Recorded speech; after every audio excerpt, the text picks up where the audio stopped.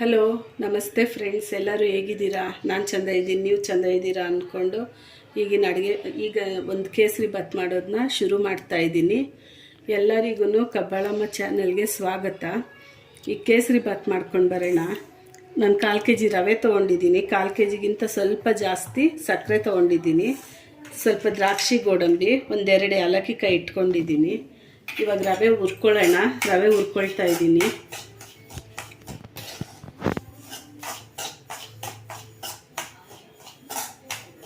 ರವೆ ಚೆಂದಾಗಿ ಹುರ್ಕೋಬೇಕು. ಈಗ ಬಿಸಿಲು ಕಾಲ ಶುರು ಆಗಿರೋದ್ರಿಂದ ದಯವಿಟ್ಟು ಎಲ್ಲರೂ ನಿಮ್ಮ ಟೆರೆಸ್ ಮೇಲೆ ಇಲ್ಲ ಗೇಟ್ ಮುಂದೆ ಒಂದು ಸ್ವಲ್ಪ ನೀರಿಡಿ. ಪ್ರಾಣಿ ಪಕ್ಷಿಗಳು ಕುಡಿಯುತ್ತೆ, ಅದರಿಂದ ನಿಮಗೂ ಒಳ್ಳೆಯದು. ಆದರೆ ಒಂದಿಷ್ಟು ಅವಕ್ಕೆ ಆಹಾರ ಅಂತ ಹಾಕ್ರಿ. ಈಗಿದು ರವೆ ಹುರಿದಾಗಿದೆ. ನಾನು ಪ್ಲೇಟಿಗೆ ತಗೊಳ್ತಾ ಇದ್ದೀನಿ.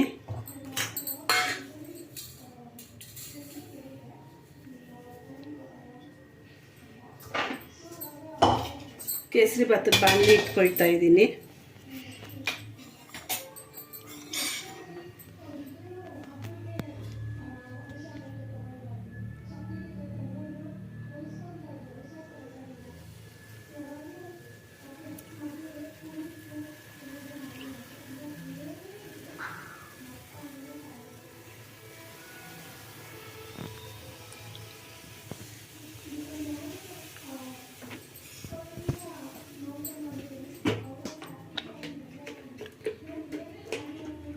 ತುಪ್ಪ ಹಾಕ್ಕೊಳ್ತಾ ಇದ್ದೀನಿ, ಒಂದು 3 ಸ್ಪೂನು.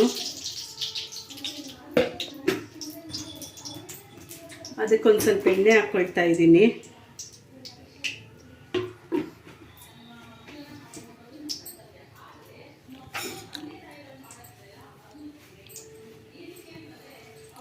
ನಾವು ದಿನ ಟಿ ವಿನಲ್ಲಿ ನೋಡ್ತಾ ಇರ್ತೀವಿ, ಆಚೆ ಇರೋ ಪ್ರಾಣಿ ಪಕ್ಷಿಗಳ್ನ ಕೆಲವರು ಹೊಡೆದು ಸಾಯಿಸ್ತಾ ಇರ್ತಾರೆ, ಇಲ್ಲ ಹೊಡಿತಾರೆ. ದಯವಿಟ್ಟು ಹಂಗೆಲ್ಲ ಮಾಡೋಕ್ಕೆ ಹೋಗಬೇಡಿ.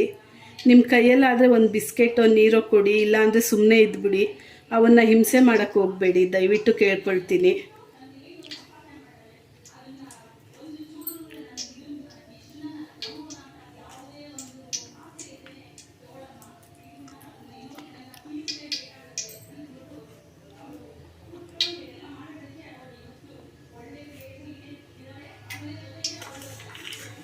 ಏಲಕ್ಕಿ ಹಾಕಿದ್ದೀನಿ, ದ್ರಾಕ್ಷಿ ಗೋಡಂಬಿ ಹಾಕ್ತಾ ಇದ್ದೀನಿ.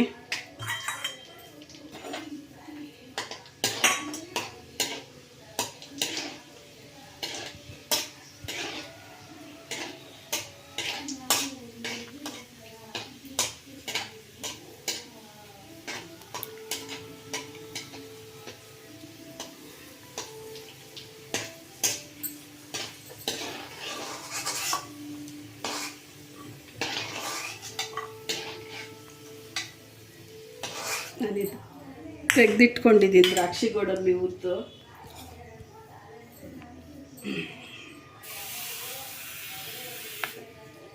ನಾನು 1 ಭಾಗ ರವೆ ತೊಗೊಂಡ್ರೆ 3 ಭಾಗ ನೀರು ಹಾಕ್ತಾ ಇದ್ದೀನಿ. ಅದಕ್ಕೆ ಇಲ್ಲಿ ನಾನು ಯಾವುದೇ ರೀತಿ ಕಲ್ಲರ್ ಬಳಸ್ತಾ ಇಲ್ಲ. ಕಲ್ಲರ್ ಆರೋಗ್ಯಕ್ಕೆ ಒಳ್ಳೆಯದಲ್ಲ. ಯಾರೂ ಸಹ ಕಲ್ಲರ್ ಬಳಸಬೇಡಿ.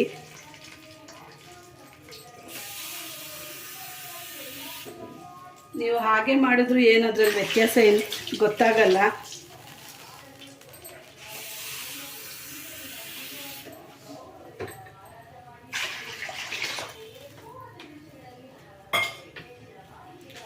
ನಾನು 1 ಭಾಗ ರವೆಗೆ 3 ಭಾಗ ನೀರು ಹಾಕಿದ್ದೀನಿ. ಸಕ್ಕರೆ ಹಾಕ್ತಾ ಇದ್ದೀನಿ. ರವೆ ಎಷ್ಟು ತೊಗೊಂಡಿದ್ದೀನೋ ಅಷ್ಟೇ ಸಕ್ಕರೆ ಹಾಕ್ತಾ ಇದ್ದೀನಿ. ಈಗ ಸಕ್ಕರೆ ಎಲ್ಲ ಚೆಂದಾಗಿ ಕರಗಲಿ, ನೀರು ಕುದಿ ಬರಲಿ. ಈಗ ನೋಡಿ, ನಾವು ಹಾಕಿದ ಸಕ್ಕರೆ ನೀರೆಲ್ಲ ಕುದೀತಾ ಇದೆ. ನಾನು ರವೆ ಹಾಕ್ಕೊಳ್ತಾ ಇದ್ದೀನಿ.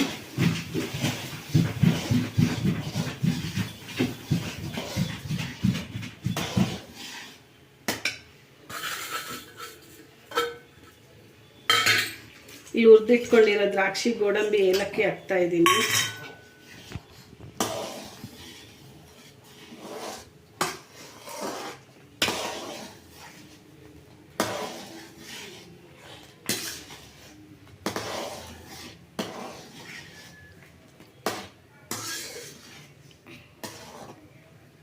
ಮಕ್ಕಳೆಲ್ಲ ತುಂಬ ಇಷ್ಟಪಟ್ಟು ತಿಂತಾರೆ ಈಗ ಮಾಡಿಕೊಟ್ರೆ. ರವೆ ಸ್ವಲ್ಪ ಬೇಯಬೇಕು. ರವೆ ಬೆಂದರೆ ಇದು ಸ್ವಲ್ಪ ಗಟ್ಟಿ ಬರುತ್ತೆ.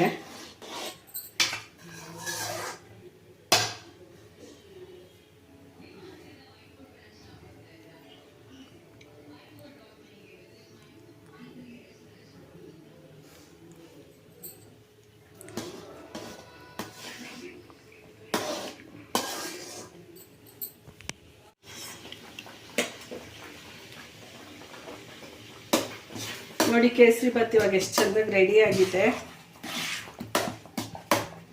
ನಾವು 1/4 kg ರವೆನಲ್ಲಿ ಮಾಡಿಕೊಂಡ್ರೆ ಇಷ್ಟ ಆಗುತ್ತೆ. ಮನೆಯವರೆಲ್ಲ ಚೆಂದಾಗಿ ತಿನ್ಬೋದು. ಹೊರಗಿಂತಂದರೆ ಯಾರಿಗೂ ಸಾಕಾಗಲ್ಲ. ಮನೆಯಲ್ಲಿ ನೀವೇ ಟ್ರೈ ಮಾಡಿ ನೋಡಿ. ಬಿಸಿ ಬಿಸಿ ಕೇಸರಿ ಬಾತ್ ರೆಡಿಯಾಗಿದೆ. ನನ್ನ ವಿಡಿಯೋ ನೋಡಿದವರೆಲ್ಲ ಲೈಕ್ ಮಾಡಿ, ಶೇರ್ ಮಾಡಿ, ಸಬ್ಸ್ಕ್ರೈಬ್ ಮಾಡಿ, ಬೆಲ್ ಐಕಾನ್ನು ಒತ್ತಿ. Thank you.